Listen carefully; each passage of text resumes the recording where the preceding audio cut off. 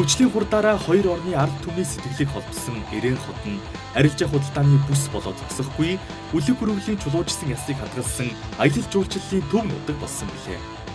Эрээн хотоос зүүн хойшоогоо 9 км-ийн зайд байрлах Эрээн нуурын хотгоорт Аз твээс анх удаага авраг гүрвлийн чулуужсан яс болон өндгийн илрүүлснээр дэлхийд алдартай археологийн судалгаа шинжилгээний бааз болсон юм.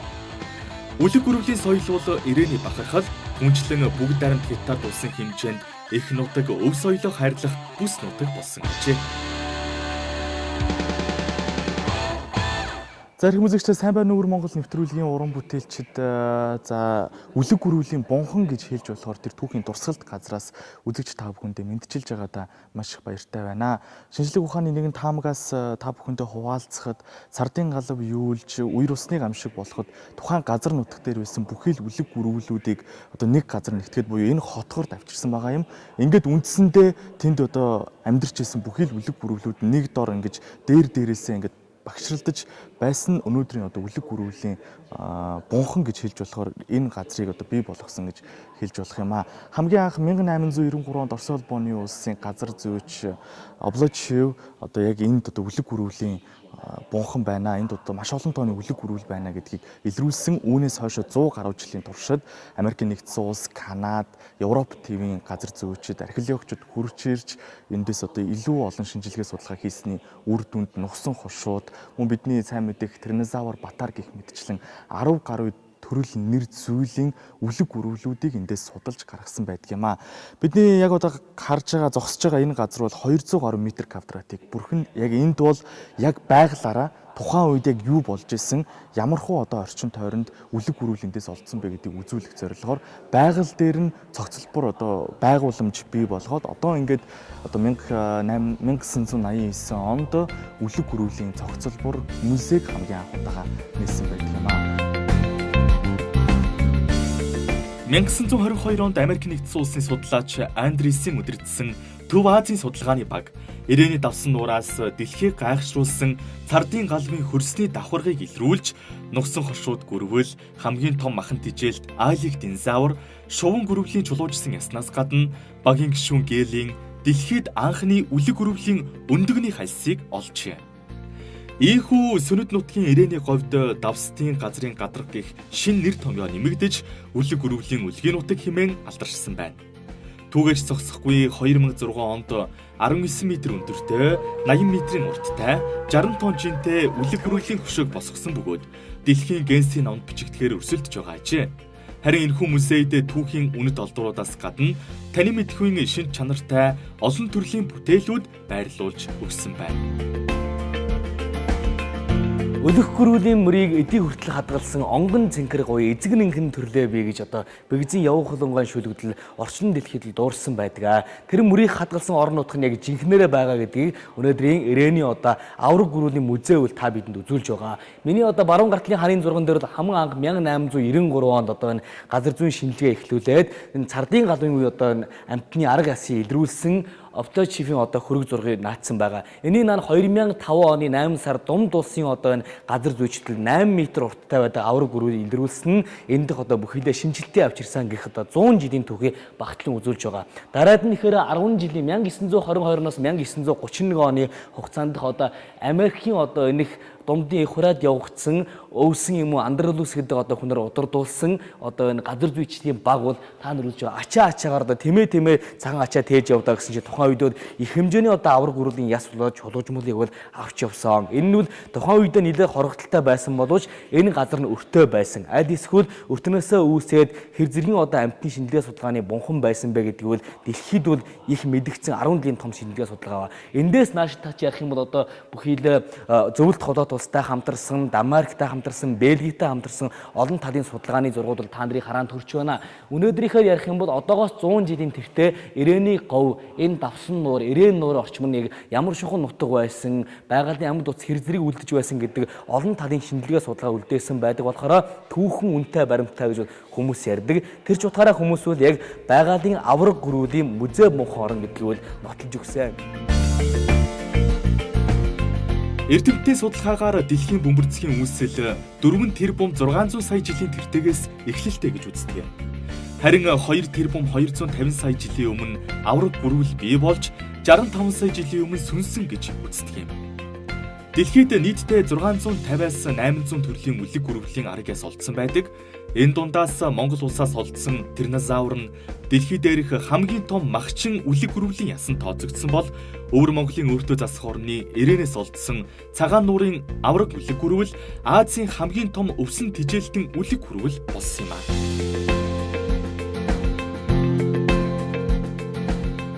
Энэ бол одоо үлэг гүрвлийн байгалийн цэцэрлэг гэж ойлгож болно л доо. Яг л нөгөө нэг онгон байглаас олдсон бүхий л зүйлсийг энэ дээр шигтгэж өгөөд музей шахуу болгоцсон одоо миний сэтгэлд таалагдж чинь тухайлах юм бол бид хоёрын яг энэ ард харагдаж байгаа энийг бол одоо бас үзмэр гинэлтэй одоо анх хараад би гайхсан л доо. Ямар сони юм бэ? Ийм гоё байгууламж хийчихэд одоо хувхай мод яасан их юм бэ гэдээ ингээ бодсон чинь үгүй энэ бол одоо нэг хүмүүсийг байгаль орчноо хайрлая, байгаль орчноо хайрлахгүй ногоо модоо тарихгүй услахгүй байх юм бол бидний амьдрал те бидний энэ байгаль орчныг иймэрхүү онцгой харагдах юм байна шүү гэдгийг үзүүлэх зорилгоор энэ хөх хотод юу ирээнд одоо нөгөө нэг өгцөн байсан тэр одоо нөгөө нэг энэ одоо хожуулнуудыг бүгдийг нэгтгээд нэг ийм музей маркийн зүйл болгосон юм байна гэдэг би сайн мэдчихэв.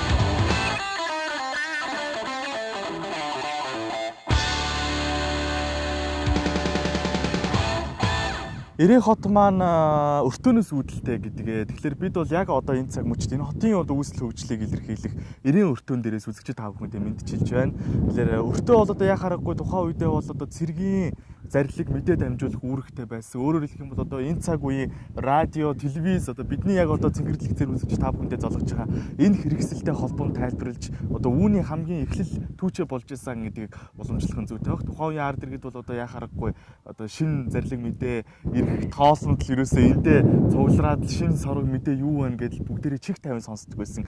Ийм уламжлалт түүхийг энэ газраас олж харж сонсож болох байна. Нэрээ тийм ээ энэ түүхий одоо үргэлжлүүлсээс саяхан одоо 2014 он Хөхмөрн жилийн 6 сарын 30-ны өдөр босгосон хөшөө дурсах бидний хажууд байгаа. Энэ нэхээр 100 тэмээний хуучин одоо Хунааны нутгаас хойшоо одоо Монголын говь нутгийг туулж байсан 100 тэмээний тэмээн жингийн ачааг бол хүмүүс дахиж бол сэргээн аялсан байгаа юм байна. Хоёулаа ялгааг хүч бас одоо мэдээ дамжуулах гэж өртөө орж ш. Тэгэхээр хоёулаа яхаарахгүй өөрсдөө энэ цаг үеийн одоо өртөөч гэж хэлж болох юм байна тийм ээ. Олон хүмүүс бас хүчээдсэн шин сайхан сонин яриа юу байдаг бол Хөхотоос ирсэн хүмүүс байна, Монгол улсаас ирсэн хүн байна. Яриа хөөрөө юу байдаг бодож хүлээж л байгаа. Орж бас сонин сайхан хайны зав болчихсон. За.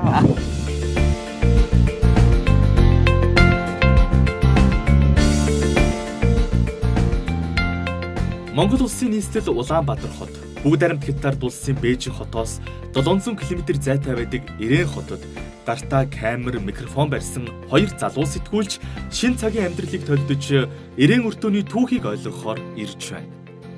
2009 оны 5 дугаар сарын 18-ны өдөр 6500 квадрат метр талбайтай барилгын ажил эхэлж бүгд баримт хятад улсын хэмжээнд анх удаага улаан өртөөний музей нэгдсэн байдаг.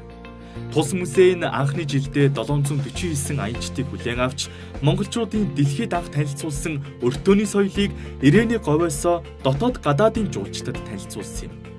Яг л энэ өртөөний замаар Италийн нэрт жуулчин Марко Поло, Францын Уильям Рубриг, План Карпийн нар дайран өнгөрснөөс гадна Чанчун бомбын баруун газарт орчсон тэмдэглэл, Жан де Хуигийн давааны араар жуулчилсан тэмдэглэл, умар шилжилсэн тэмдэглэл, Хэ Томи аяллаа тэмдэглэл, Уйдрикийн зүүнш жуулчилсан тэмдэглэл зэрэг нь Төв Азийн нүүдэлчин иргэдийн амьдрал, соёл иргэншил, байгаль орчин дэлхийд танхимд танилцуулж байлаа.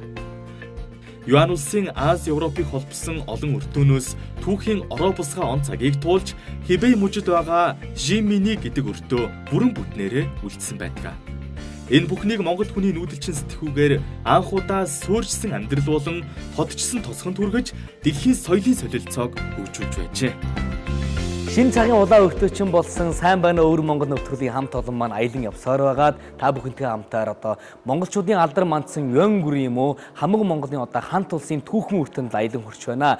Бидний ирээд байгаа одоо Ирээний говьд бол тухайн үедээ бол одоо алдартай хаслуугын чүлэг гэдэг газар өртөө байсан. Энэ өртөөнд бол 1257 онд Ирээдүйн их хаан болох одоо Ховлаа түүний одоо хайртай ах болсон их Монголын одоо эзэнт гүрний дөрөв дэх их хаан Мөнх хаанд одоо бараадан уулзаад өмнөшөө одоо дайлах Монголын одоо эзэн нутгийг үргэлтгэх их төрийн явдлыг зөвлөж байсан юм гэлээ. Ерөнхийдөө тэндээс хойш Ховлагын одоо байгуулсан их Ён гүрний үеэс одоо бүхийдээ Ян гүрний эзэмшил газар нутгал 1000 гарын өртөө бий болж дэлхийн нийтүүд нэг цогцтор боллоо. Хүндрэлтний түүхий бол 50 жил урагшаа төрөлхөн ахиуллаа гэж өнөөгийн бид бол үзэн ярьсаар ирсэн.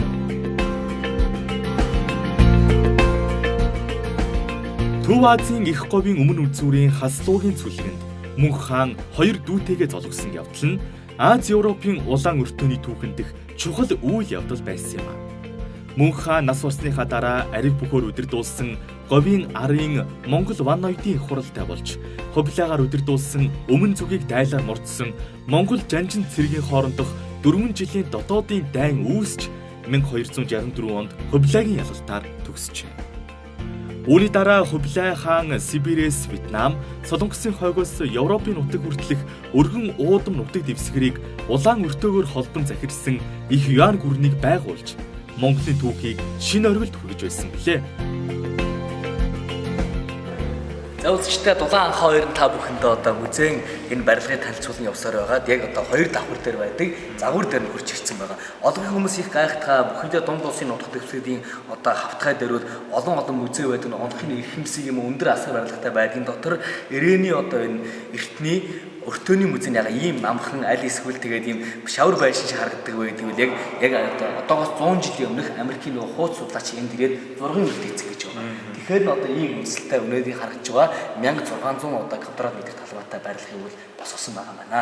Энэ өртөө бол 1820 онд одоо байгуулагдчихсан гэдэг түүхийн шараал удснаас бид олж мэдсэнийг дуулгая. Тэгээд дээрэс нь бас нэг мэдээлэл хүрэхэд бол одоо Парисаас Бээжин хүртэл машины уралдаан энд одоо энэгээр ирээний энэ өртөөр дайран дайрч байсан. Тэгэл ихэнхдээ ингээд морьтой ирж байсан, тэмээтэй ирж байсан өртөнд л машин тэр хурж ирсэн байгаа маа үз штэ. Өнөөдөр одоо бидний бас сайн мэддэг одоо Улаанбаатар хүрэх одоо Жанчхөөс шуулт халаас Улаанбаатар хүрэх засмал зам бол дэвсэгдсэн байсан. Ерөнхийдөө одоо энэ замаар ингээд анхаа битээр аялаад явах юм бол одоо ихэр бол хуучин их хүрээ өнөөхөр Улаанбаатартай бол Азийн цагаан дайранд хурж очих юм байна л да. Өртөөний эртний түүхэнд цэргийн мэдээ дамжуулах, элчтийн дамжин өнгөрөх, цэрэг ардын нүүн шилжилт, ачаа барааны зөөвөрлөлтийн ерөнхий захиргааны газар байсан юм а. Өртөөний хөгжил нь унааг өсөхтэй салшгүй холбоотой юм. Хүрээ буудалсан Монгол гэр хотоос асар барилга сүндрэлсэн шинэрний хот хүртэл явхан аянчин, морь тэмээ, илжиг луусаар зорчигчд, машин унаа, галт тэрэг, станц, интернетийн хөгжил хүртэл улаан өртөөнд үйлчилсээр ирсэн юм. Монгол хүн хаа очсон газрынхаа хамгийн өндөр оргил дээр гарч нутаг орныхоо байр байдлыг шинжлэх уламжлалаар бид хоёр ирээний өртөөний цамхгийн оргил дээр гарч хөгжлийн түүхийг толдох харлаа. Ирээн нуур гэдэг дуу одоо хоёр орны ард хүмүүс ихэд өнгөрсөн сайхан дуу байдаг. Ирээч ирээн нуурд нь оч үзэх юмсан гэж ярьдаг. Говийн зэрэглэгийн дундаа ирээн нуур ингээд одоо давсны олон өнгөөр сагаад ирээлзийг харагддаг. Тэгэхээр эртнээсээ ирээн нуур гэсэн сайхан алдартай байсан юм байна л да. Тэгээ ирээнийхний соёлын тухай ярихаас бомтын соёл байна, авраг гүрүүлийн соёлын үлгий байна. Тэгээд одоо өртөөнөөс солиод олон соёлын одоо өмнө ирээлзсэн одоо олон өнгөтэй соёлын үүсгэх газар байна. Бид бас өндөр оройд ярьснараа танилан бишээ зогсож байна.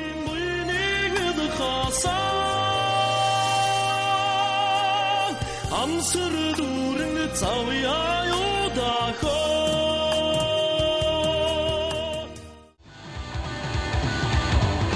Дараагийн нэвтрүүлгээр Ирээн хотын худалдааны захаар зочлохоос гадна Монгол хүнсний дэлгүүртэй танилцуулах болно.